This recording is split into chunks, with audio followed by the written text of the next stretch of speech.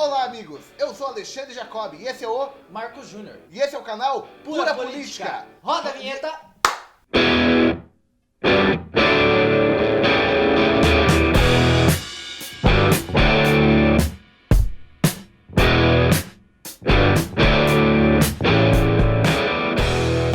Nós somos do canal Pura Política e nós iremos falar de uma forma mais descontraída sobre a política, pois que a gente vê na nossa sociedade que é um assunto que gera bastante polêmica. Sim, porque a gente sabe que nas aulas de história, cara, é foda, cara. O professor fala, professor, para, não quero mais saber dessa merda. Sai, não quero saber de política. Daí vai mensalão, cuecão, caramba, quatro. Então, a gente quer falar de política de uma forma que você goste de ouvir. Porque ninguém me aguenta mais ver nos jornais tanta malandragem na política e não entender o que está acontecendo. Por isso a gente vai falar hoje sobre os 3 poderes. Nisso o Marcos estudou bastante esse assunto, vai dar uma ajuda pra gente, né, Marcão? Vamos lá! Então, falando dos 3 poderes, que seria o executivo, legislativo e judiciário, essa tripartição dos poderes foi herdada aí na Grécia Antiga por um filósofo bastante conhecido, um filósofo francês, Montesquieu. E ela é adotada por Montesquieu. Coisa linda! Continue. E ela é adotada por vários países, várias outras nações, porque ela é uma divisão de poderes que tem tudo para dar certo. Assim como funciona numa empresa, né? Ela divide os cargos, divide ali tem lá as suas hierarquias. Tem o presidente, o encarregado. Então ela vai se dividindo esses poderes para que não sobrecarregue uma pessoa, né? Então para que várias pessoas façam em conjunto, o que seria o ideal, né? A gente fazer em conjunto, mas não é o que a gente vê aí no nosso cenário atual de política. Então assim, vamos começar pelo poder executivo. O que seria o poder executivo? Então a gente tem uma certa hierarquia ali nas divisões de poderes, e esse poder executivo é quem comanda essa empresa, no caso que seria o nosso país. Então, diante desse cenário nacional, quem comanda o nosso país é o Michel Temer, né, o presidente da República. Sim. E seguido disso, ele tem os seus ministérios, né, que seria o Ministério da Fazenda, o Ministério da Educação. O que o Ministério da Fazenda, não que é muita de gado, gente né? pensa, não é de gado, né? Então ela comanda esse cenário. É um dos ministérios até mais importantes. Porque cuida do quê? Da economia do do nosso país. dinheirinho. Isso. É o Ministério da Fazenda que ferra com a gente. Resumindo, é isso. Porque é o Ministério da Fazenda que cuida da quanto que vai ser o salário mínimo, quanto que vai ser a taxa de juros, a Selic. Isso. Que essa Selic é bom vocês entenderem, porque quando você vai comprar um carro, você paga 15 carros, é por causa da Selic, tá alta. Nosso ministro hoje é o Henrique Meirelles, um cara que você sempre vê na TV falando de várias coisas. Eu acho que esse é um dos ministérios mais importantes. Isso, e é importante a gente lembrar que esses cargos são cargos de confiança, eles não são escolhidos pelo povo. É uma das exceções no meio da política, né? Então esses cargos são... quem elege o ministério é o presidente da República, seguido ali, né, da Fazenda, Ministério da Fazenda e da Educação. A gente não precisa explicar que da Educação muita gente já imagina, né? Pelo fato da educação, ele está relacionado à educação. Ministério da Saúde, que é o governo. Ministério da Saúde. Então, isso explicamos o Ministério da Fazenda, porque muita gente pensa que comanda a agricultura. E não é isso, apesar de que está relacionado também, né? Porque a agricultura é o grande forte da economia do nosso país. É o grande forte, né? da nossa economia, né? E daí, descendo um pouquinho, a gente tem o governador, seus secretários. Exato. Seus cargos de confiança, que também tem. Muita gente pensa que cargo de confiança ou cargo comissionado, como é o que o povo conhece bastante, é errado. Não é, Marcos. Por incrível que pareça, é o cargo que o prefeito tem prefeito, governador, presidente, tem essa opção. Porque como é que você vai colocar alguém para cuidar da economia do teu município, do teu estado, que você não conhece? Você não conhece, exatamente. Se eu for ser prefeito, por exemplo, o Marcos é um cargo de confiança. O cara que eu conheço já faz um bom tempo. Você já conhece a índole dessa pessoa e sabe não vai que ser um cara que vai ter... Não vai ser contra, talvez, as suas ideias.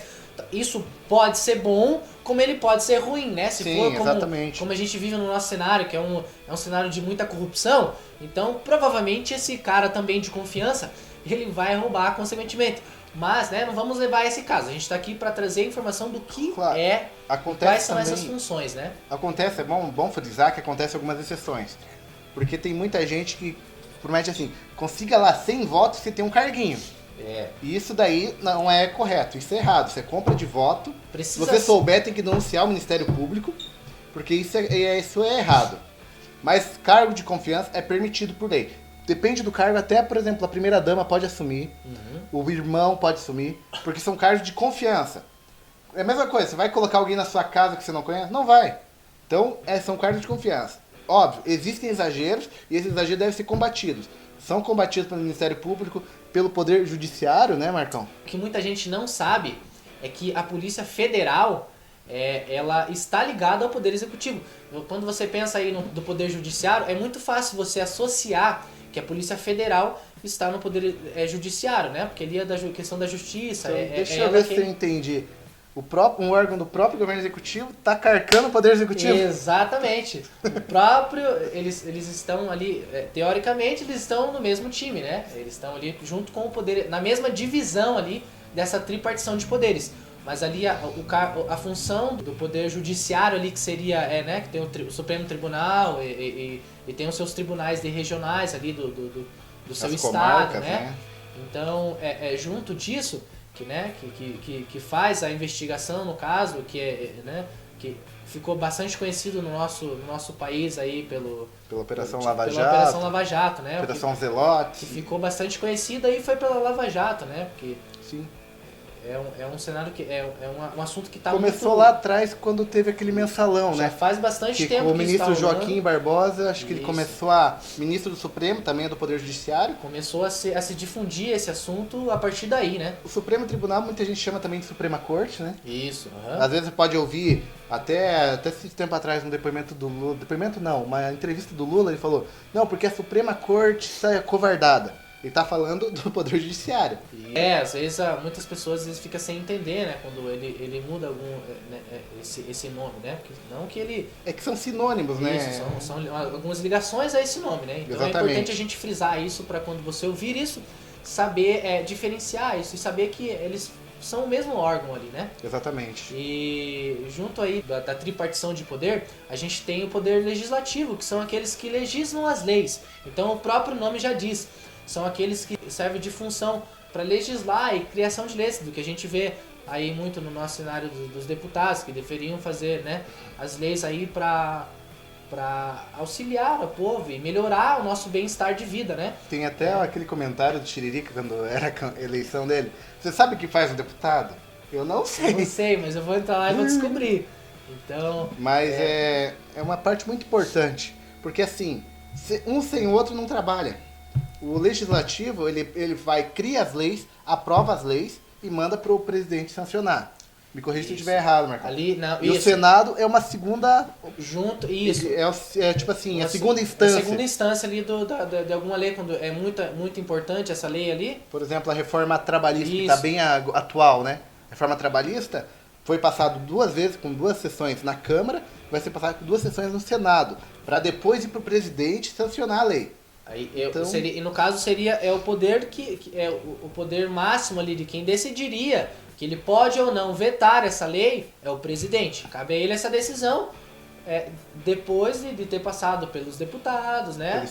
Pelos senadores. Então, depois de ter passado por esses cenários e terem sido aprovados, aí vai para o presidente. Continuando do poder legislativo, temos também vamos falar também sobre a função dos vereadores. A esfera municipal, né? Isso ali. Então, o trabalho do vereador, o que muita gente... dar poste, galinha, não. bueiro. O que muita gente pensa, o que muitos vereadores, principalmente em cidades pequenas... Na nossa não acontece. Não, na nossa não. Na nossa não. Na nossa não. Eu acredito que na sua também não, né? Não. A função do vereador não é fazer obra em trocas de voto. Não é, por exemplo, ele fazer algo para aquela pessoa, por exemplo, doar uma cesta básica. Exemplo assim, eu vou usar um exemplo bem básico. Eu sou candidato a vereador. Vota em mim, eu sou candidato honesto, né? Isso. Então, Marquinho, tudo bom, meu amigo? O negócio é o seguinte, eu sei que você tá precisando de um poste na sua casa, você vota em mim que eu faço o poste. Se você conseguir pra mim 30 votos na sua rua, É. eu posso conseguir pra você um 30 poste votos, aí. consigo 30 postos pra você. Isso. Porque aqui nós é candidato bom. Nós somos candidato, nós somos honestos. Vendo? Honesto. Mais ou menos isso. E acontece de várias formas. Pode ser um bueiro, que mais que o pessoal faz? Meio fio na frente da casa. Isso, então você cria prioridades para alguma pessoa, que você Outra tira coisa, vantagem outra de coisa alguma que também, pessoa. ou às vezes o serviço de táxi, que muito vereador faz, Muito vereador faz. Na minha cidade não acontece. Eu acredito que na sua também não acontece. Na nossa cidade não tem esses vereadores que fazem o serviço de táxi grátis, né? exatamente. Mas não vamos entrar em polêmica agora, porque a gente ama todos, né? Isso. Nós estamos aqui para falar sobre a política. A gente Vai não explicar tá pra aqui pra vocês. defender. Isso. Vai explicar pra vocês. Então, finalizando essa parte de tripartição de poderes, a gente tem o Ministério Público, que não faz parte dos 3 poderes. Ou seja, aí muita gente pensa, Marcos, Alexandre, esse poder, Ministério Público, ele é um 4º poder? Não. O Ministério Público serve para fiscalizar os outros órgãos dessa tripartição aí de poderes. Então, o Ministério Público está ali para fiscalizar. No meu caso, seria aí esse fiscal aí, por exemplo, vamos levar em uma empresa, o fiscal de loja. Ele está ali para ver se, por exemplo, aquele vendedor ou aquele certo órgão ali da empresa está fazendo o serviço corretamente para, de certa forma, puni-lo, né? Se ele não estiver fazendo da forma correta. Sim, exatamente. O Ministério Público, além de fiscalizar, ele também investiga. Investiga irregularidades. Por exemplo, assim, que o Marcos comprou voto. É uma irregularidade. Que, por exemplo, o Marcos está vendendo o seu voto na Câmara. Também. Ele fiscaliza, investiga e manda para o Ministério, para o Poder Judiciário julgar. E caso o Marcos seja condenado, perder o mandato, ficar inelegível por 8 anos...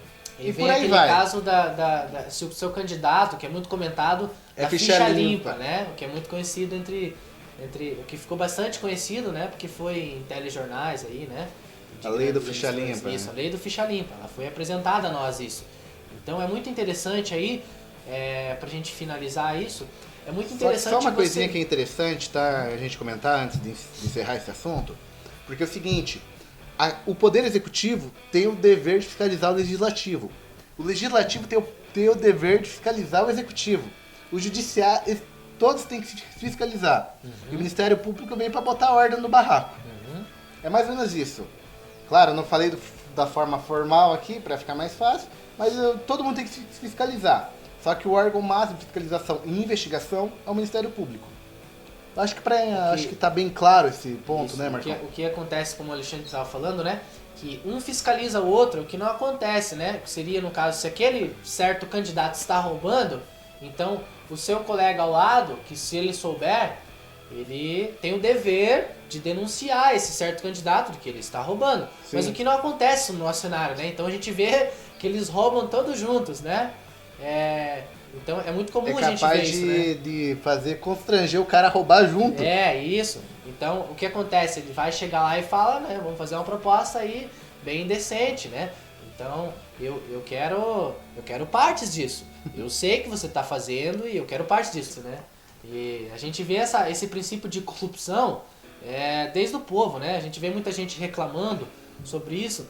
Mas esse princípio da corrupção já parte aí desde do menor ali, desde a pessoa que aceita, né, ser comprada pelo o seu voto através de gasolina, cesta básica, entre outras coisas. Existem muitas falhas de você comprar. Tem gente que troca o seu voto por coisas absurdas, né? Aí você troca, por exemplo, uma cesta básica que custa, sei lá, 100 e poucos reais, né, dependendo da sua região, você troca isso por algo que durará 4 anos. Bom, galera, pra gente finalizar aí o nosso vídeo, porque a gente prometeu aí um vídeo mais descontraído e uma informação rápida, né? E se você gostou, aí compartilhe com seus amigos e se inscreva aí no nosso canal e curta a nossa página. Obrigado, amigos. Até a próxima. Obrigado e até a próxima. Aquele abraço. Aquele abraço.